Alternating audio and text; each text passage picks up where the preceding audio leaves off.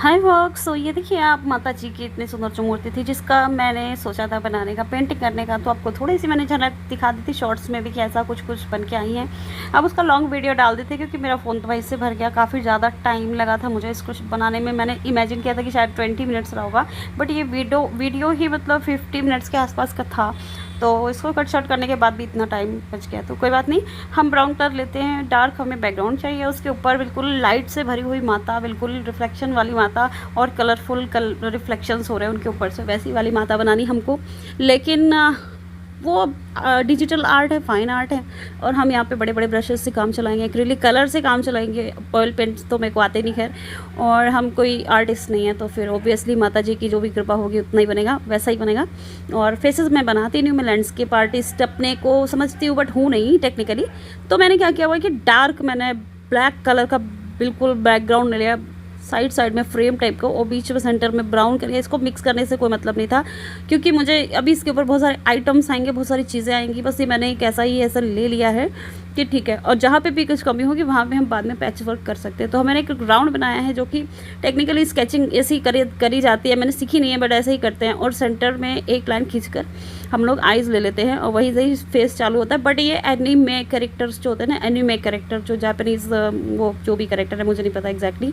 जैसे सेंटर में ऑलमोस्ट मैंने लाइन ले लिया, मैंने वैसे भी ऊपर लिया था क्योंकि मेरे हिसाब से अभी का जो ब्यूटी स्टैंडर्ड चल रहा है, जिसके हिसाब से लोग कॉस्मेटिक सर्जरीज करवाते हैं, उसके हिसाब से ना मत्था छोटा होना चाहिए थोड़ा सा, जबकि माता जी का मत्था बड़ा होता है काफ़ी, उसमें मतलब तीसरी आँख भी है और काफ़ी सारे मतलब वो जेवर और सिंदूर, बट बड़ा मोटा वाला सिंदूर जो कि बंगाली सिंदूर भरा जाता है उस टाइप का।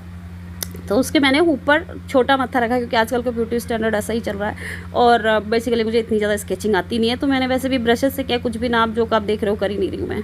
तो फिर मैंने जो स्केच है, ये समझ लीजिए आप, स्केच है जो पेंसिल से लोग या चारकोल से करते हैं, मैं वो सब जानती भी नहीं हूँ, तो मुझे आता भी नहीं। मैं सीधे डायरेक्ट पेंट ही उठाती हूँ और जो भी उससे बन पड़ता है उसी को मैं आर्ट मान लेती हूँ, अपना कह लेती हूँ हिसाब से। तो अभी आप देख सकते हो कि 1/8 160 या 170 होगा।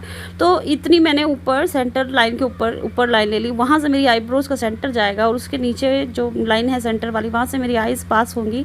उसके बाद जो फेस है वो कंस्ट्रक्ट होगा। और अभी ये फाइनल नहीं है, बाद में जैसा भी लगेगा वैसा हम फाइनल करेंगे। एक्चुअली अभी वीडियो के लास्ट तक भी इसका कुछ भी फाइनल नहीं है, ये एक बस आउटलाइन है, गाइडलाइन है हमारे लिए कि हमारा फेस भगवान का मतलब माता जी का ऐसा बनने वाला है, कुछ ऐसा कुछ ऐसा। उसमें जो भी लगेगा वो चेंजेस करेंगे, जहाँ पे थोड़ा सा चौड़ा, थोड़ा सा टेढ़ा, थोड़ा सा जो भी आएगा वो बाद में करेंगे अपने हिसाब से, क्योंकि सब रॉ वर्क ही है, अभी कुछ फाइनल नहीं हुआ है। ऐसे तो पेंटिंग फाइनल होने में बहुत ज़्यादा टाइम लगता है भाई, 2 4 5 महीने लग जाते हैं कई लोगों को। तो मतलब ये तो छोटी आर्ट है, 10x12 टाइप की आर्ट है ये। और इससे थोड़ी ही बड़ी आर्ट जैसे 2 फुट बाई 3 फुट ले लो तो कई कई महीने लोग बनाया करते हैं। तो मैं इतनी बड़ी आर्टिस्ट नहीं हूँ, और पेशेंस तो मेरे में नहीं है, जो आप लोगों को मैं हमेशा बोलती हूँ हाथ जोड़ के कि भाई मेरे साथ पेशेंस रखना। तो पेशेंस मुझ में है नहीं, इसलिए मैं आप लोगों से बोलती हूँ प्लीज़ पेशेंस रखना।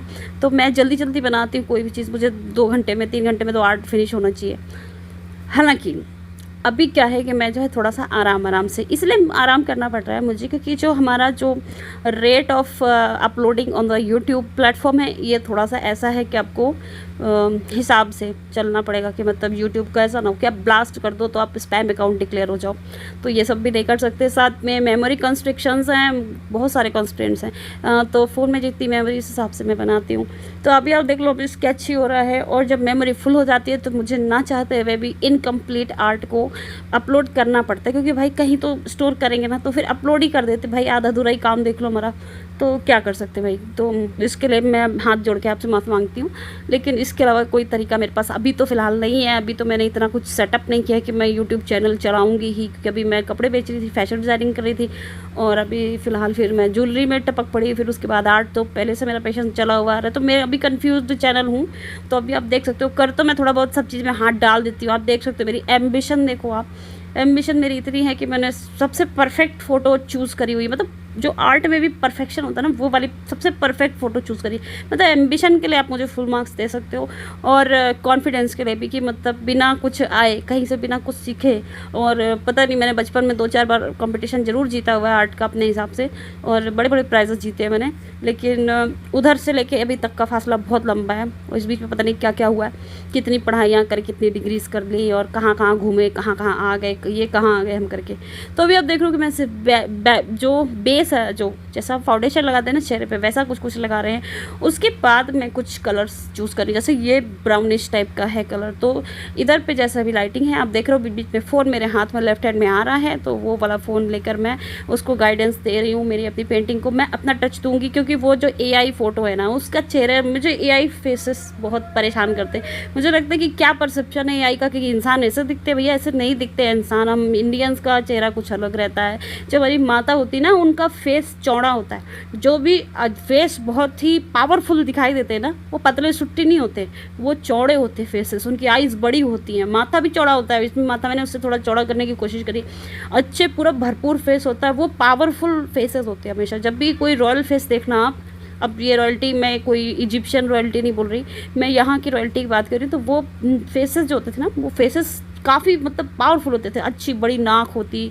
आंखें बड़ी बड़ी, हाँ नोज़ भी बड़ी पावरफुल और रॉयल लीनेज का ही है, तो आप समझ लेना इस हिसाब से। तो माता जी तो खैर रॉयल्टी की भी बहुत बड़ी जननी, पूरे मतलब गॉडेस ऑफ द यूनिवर्स हैं, शक्ति है पूरा। तो उस हिसाब से देखो अभी क्या हुआ चमत्कार, मैंने माता जी का नाम जपते जपते फटाफट पेंटिंग बनाई रात में, क्योंकि मुझे थोड़ा ही टाइम था, तो मैंने कहा कि फटाफट बनाने की कोशिश करते हैं। और अभी आप देखो, जहाँ से मैं रिफ्लेक्शन सोच रही थी कि यहाँ से ब्लू लाइट है, यहाँ पे पिंक लाइट है, यहाँ पे थोड़ा सा ऑरेंज है, यहाँ थोड़ा सा ब्राउनिश है, यहाँ येलो है, वन साइड येलो है, तो वो माता जी मेरी ना ऐसी बनने की बजाय कि उस तरीके की लाइटिंग आ जाए, रिफ्लेक्शंस आ जाए जो कि मैं चाहती थी एकदम डिवाइन दिखाई दें, वैसे की बजाय ऐसी हो गई मेरी माता जी कि एक जगह से महागौरी दिख रही है, दूसरी जगह से काली माता दिख रही है, तीसरी जगह मैंने कहा वाह यार ये तो बहुत ही अच्छा हो गया एक तरीके से, मतलब जो मैं सोच रही थी उससे भी आगे बढ़ के माता जी का ही आशीर्वाद होगा। देखो अभी आप मैं जान भी नहीं पाई और ये काली माता मेरे से बननी आ रही है आधी।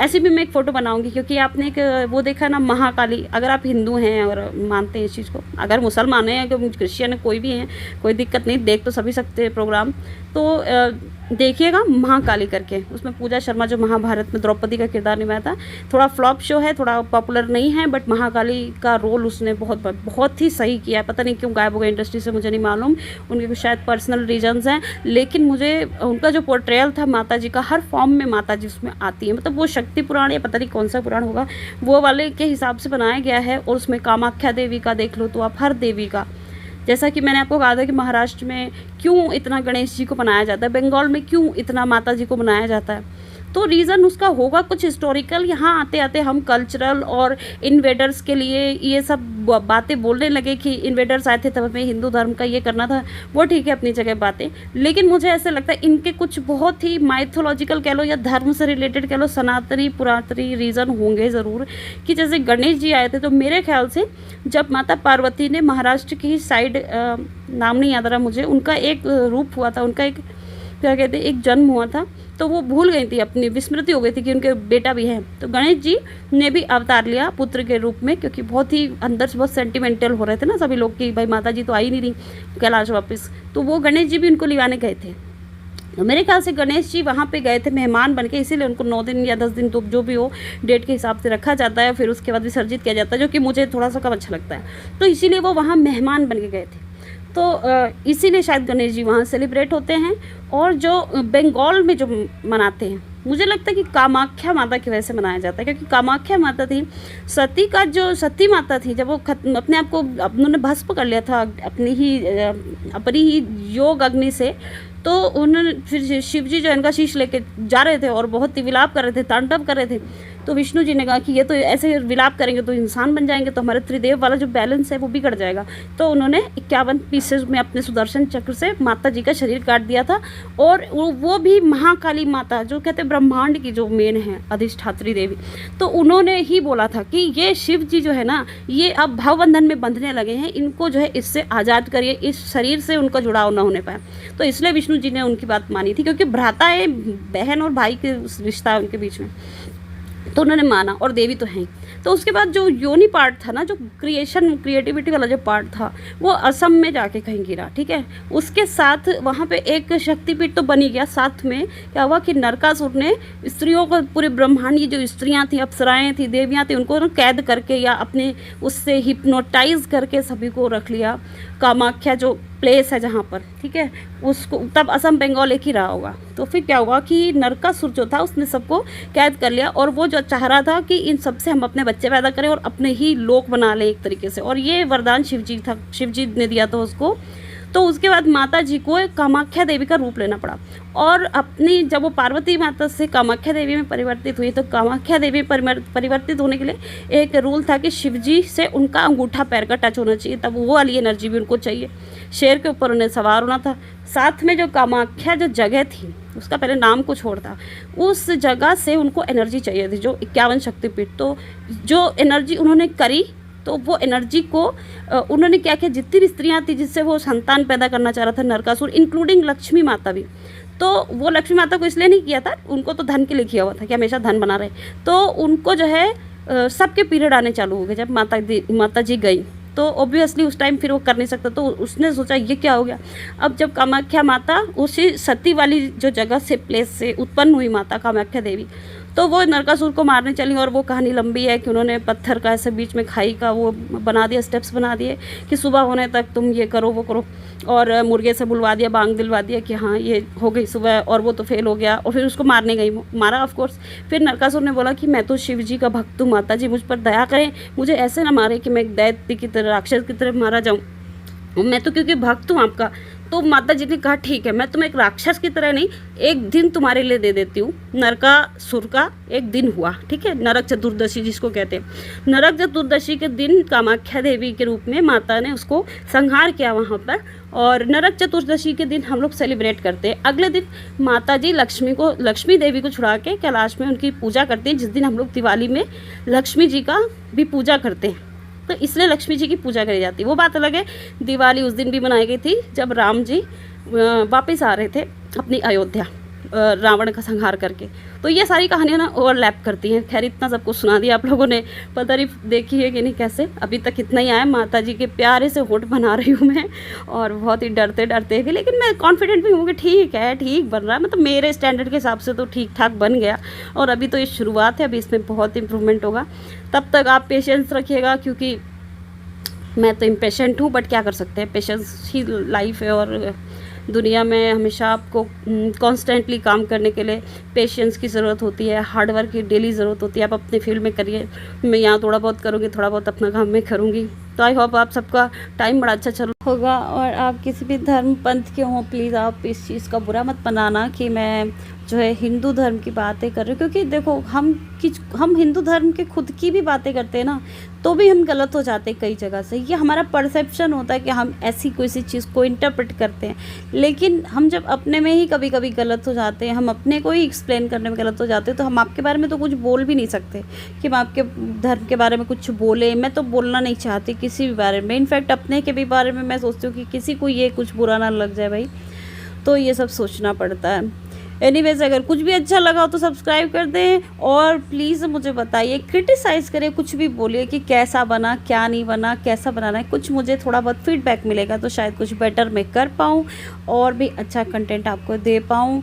तो आप प्लीज़ लाइक शेयर सब्सक्राइब कर दीजिए, और कमेंट भी ऑफ कोर्स कर दीजिए। और अभी आगे पेशेंस के साथ जुड़े रहिए और देखिए कि आगे मेरा ये फिनिश कैसे होता है। सिर्फ एक काम नहीं, मुझे बहुत सारे काम करने।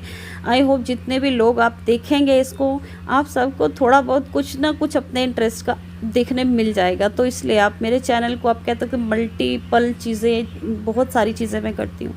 Okay, bye bye, take care, like share subscribe comment.